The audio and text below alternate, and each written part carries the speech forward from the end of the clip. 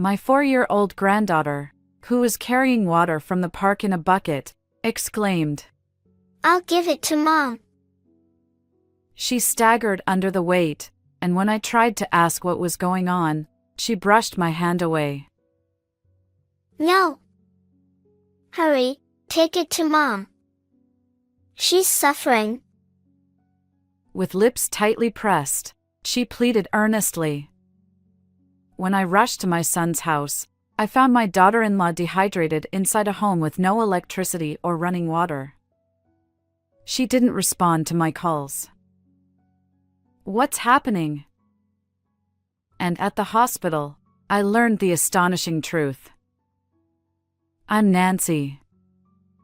I've been living with my somewhat traditional, slightly domineering husband.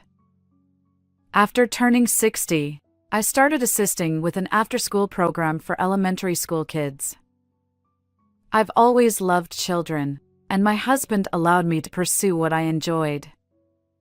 The person I worked with at the after-school program was my daughter-in-law, Mia. She grew up in a single-parent household and lost her father, leaving her all alone. But she was incredibly beautiful, and somehow, we clicked.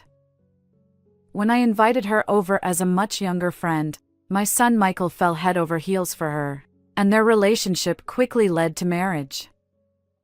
Mia was thrilled to become part of our real family.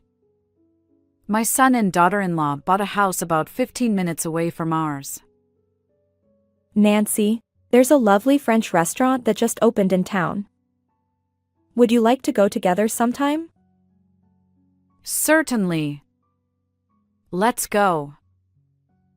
Mia often invited me out for lunch on our days off, and despite the stereotype of a strained mother-in-law relationship, we could talk about anything, just like real mother and daughter. However, unfortunately, there was a sort of barrier between my biological son and me. My late mother-in-law adored Michael and rarely entrusted me with parenting duties back then. Watching her cold attitude toward me, he sensed a hint of mockery directed at me. Michael, who grew up without knowing restraint, fell in with a bad crowd during middle school. He engaged in behaviors like extortion and shoplifting, causing us considerable trouble. My husband and I were summoned to school and the police station, repeatedly apologizing for his actions. But that's all in the past. As a college student skilled in computers, he even started a successful company. Since getting married, our son has worked hard for the family. His efforts, especially since becoming a parent, have been remarkable. Having someone to protect changes a person. I sighed with relief. Our first grandchild, Sophia, was so endearing that she brought immense joy during her frequent visits. However, about 6 months ago, after my granddaughter turned 4, our interactions abruptly ceased. Mia, my daughter-in-law, stopped coming over, and I grew increasingly worried about her. "You rarely visit us lately, but what's going on?" "I miss you." I apologize. Sophia's kindergarten has many events. I'll visit your place soon. "All right, I'll be waiting," I assured her. But despite her words, Mia never came. Feeling desperate, I decided to visit my son's house. When I called Mia, she said, I have plans today. It's rude to show up unannounced. "I'm sorry. I just want to see Sophia. Can you let me see her, even just once?" I brought a little gift. Leave the gift at the doorstep and go home. She rejected me through the intercom, refusing to show her face. Despite our close relationship, I couldn't fathom the reason behind this sudden distance. Reluctantly, I left the gift for my granddaughter by the front door. When I asked my son, he said harshly, "Mom, You've been bothering Mia. Stay away from her. Tears welled up. What had I done? My husband comforted me, placing his hand on my shoulder. Let's observe quietly for a while. But I still couldn't make sense of it all. About a month later, one day, while I was on my way to go shopping, I saw my granddaughter at the park. I decided to park my car in the park's parking lot and approach her. "Ha? What's going on?" There was Sophia, carrying water from the park's faucet in a bucket.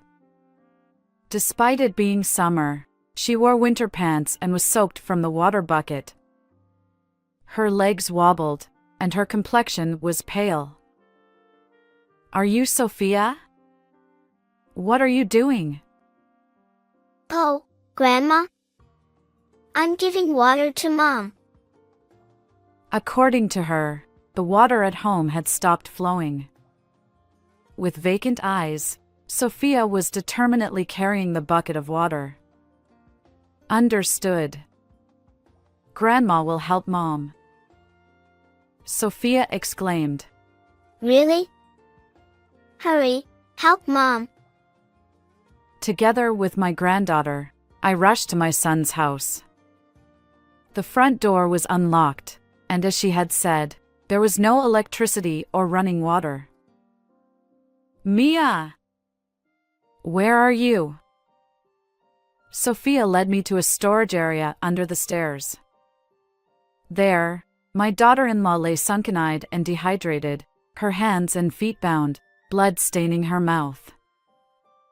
"Mia! Stay with me."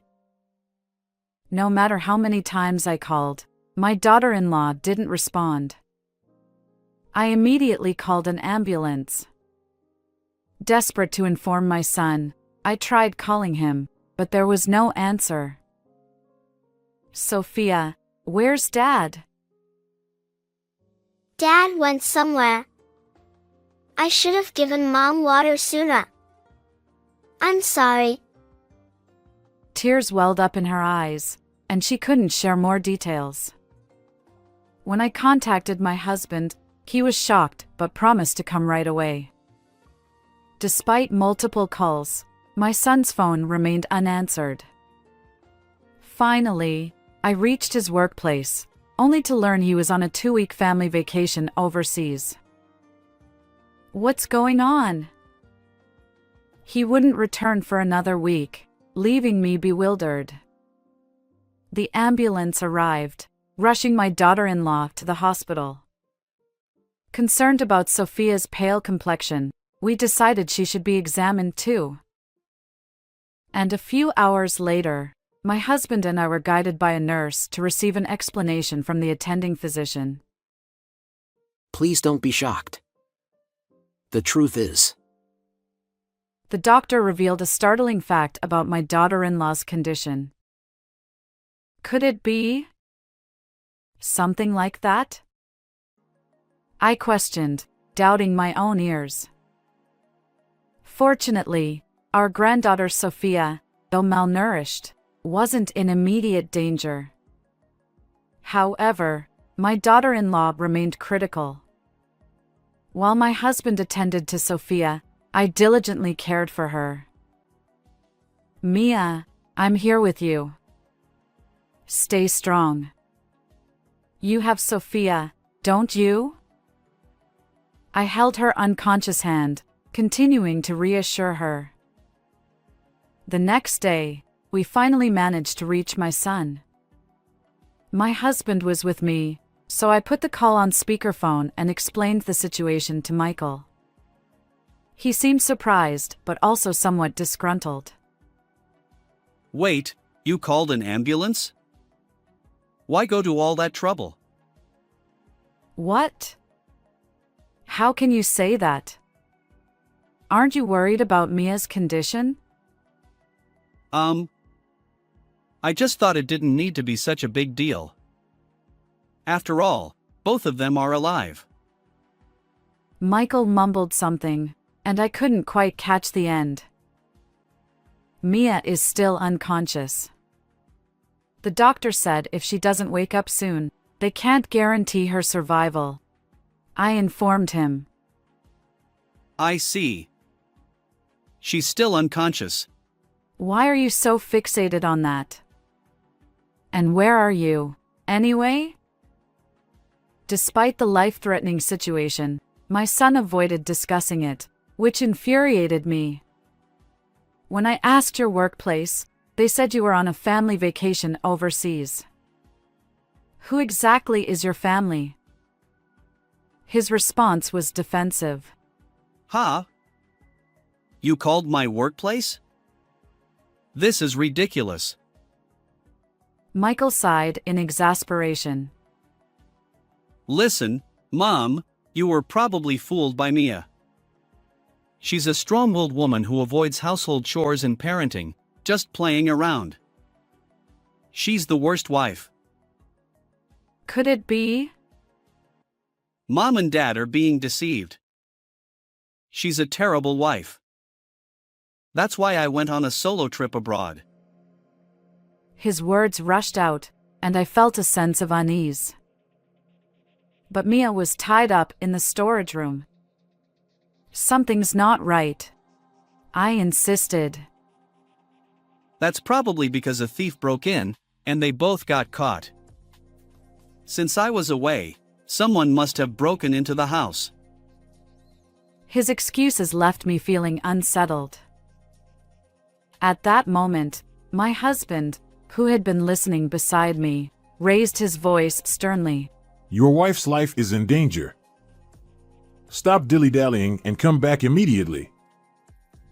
Perhaps startled by his tone, my son abruptly hung up, and we couldn't reach him afterward.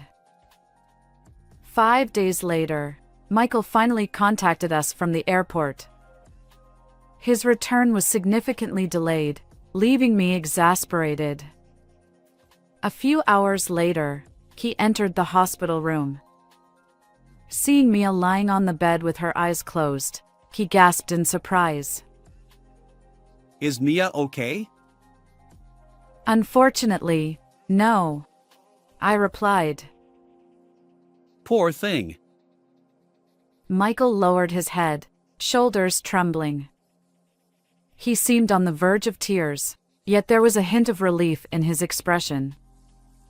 When I showed him a photo of Mia from when I first found her, his complexion changed. The image depicted her bound and bloodied, her mouth injured from biting through Sophia's restraints. Despite her own condition, she had desperately tried to save her daughter. Both of them were tied up. But Mia managed to help Sophia. What do you mean? I recounted how Mia had used her teeth to free Sophia from the restraints, despite her own dire situation. Unbelievable. Michael muttered. His detached tone suggested he wanted to maintain the illusion that only a thief had harmed Mia and Sophia. But I couldn't hold back. Did you do this? His response was defensive. Huh? Why are you suddenly accusing me without evidence? Am I still your son? His face turned crimson, and he berated me angrily. As it turns out, according to the doctor, Mia had bruises all over her body, suggesting she might have suffered for months. Moreover, her malnourished state indicated she hadn't been eating properly. The only person who could have subjected her to such cruelty is her husband, Michael. When I confronted him, he denied any involvement. I don't know. It wasn't me. Besides, since Mia's life is at stake, we can't know the truth. I pressed on. Are you trying to evade responsibility? There's a witness. He scoffed. Huh? Did Sophia say something? Kids have wild imaginations and tell lies. I can't believe it. As I was speechless because my son pretended to know nothing, I heard a loud cry from the bed. Mia declared, I'll testify. Michael stammered. Huh? Wait, Mia? Are you alive? Mia sat up, glaring at Michael. Astonished, he stumbled back, his voice a mix of shock and confusion. Mia had actually survived, playing dead to draw out Michael's true feelings. She revealed that they had been arguing frequently, and Michael had even raised his hand against her. The reason she stopped visiting about 6 months ago was fear that I'd noticed the bruises on her face. Mia, kind-hearted, endured it all to spare me disappointment. If only she had confided sooner, things might not have escalated so tragically. Michael's inadequacy went beyond what I could have imagined. He was having an affair with a young female coworker at his company. When Mia discovered it and confronted him, Michael lost his temper. He tied up Mia to make her reflect, then went on a cheating trip. But his cruelty didn't stop there. He sabotaged their home by cutting off the power and shutting off the water supply. To make matters worse, he confiscated her phone and bound Sophia, their daughter, with ropes as well. Desperate to save her child's life, Mia bravely fought to protect Sophia. Meanwhile, Sophia, unaware of the danger, tried to help her mom by fetching water from the park. Mia declared, There's evidence beyond my testimony. My daughter-in-law and I exchanged knowing glances and nodded in agreement. I then showed Michael a damning video I had received from her, a recording of him physically assaulting Mia. Ironically, Mia had used a baby monitor camera from Sophia's infancy to capture the evidence. I'm sorry. The affair was just a fling.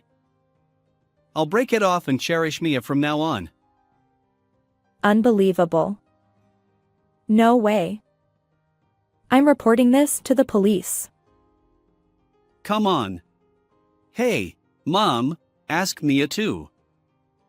It'd be a problem if your only son got arrested, right? Realizing he couldn't escape, Michael turned to me for help. However, I doubted his sincerity in changing his ways. You've done irreparable harm to Mia and Sophia. Be honest with the police and face the consequences. Huh? Are you really my mom? You won't help me? Frustrated by Michael's anger directed at me, I was left speechless. Thankfully, my husband made the call, and Michael was taken away, wailing, by the police. Afterward, my son and Mia divorced. Michael was found guilty of mistreating his wife and daughter, and he ended up behind bars. Mia sought $20,000 in damages, $100,000 in child support, and a division of shared assets from my son. She also demanded $12,000 in damages from Michael's affair partner, a woman who worked under him at the company. Michael relinquished all properties he owned in his name, including the house and land, to his wife. He used the proceeds from selling the company to pay child support. Stripped of both money and reputation, he'll face challenges even after leaving prison. My husband and I severed ties with Michael. We legally adopted Mia and Sophia as our own children, intending to leave them our entire estate. Recently, seeing Mia and Sophia's smiles has been a source of comfort. We hope to continue living positively and harmoniously as a family. How did you find this story? If you enjoyed it, consider subscribing to our channel. See you in the next video.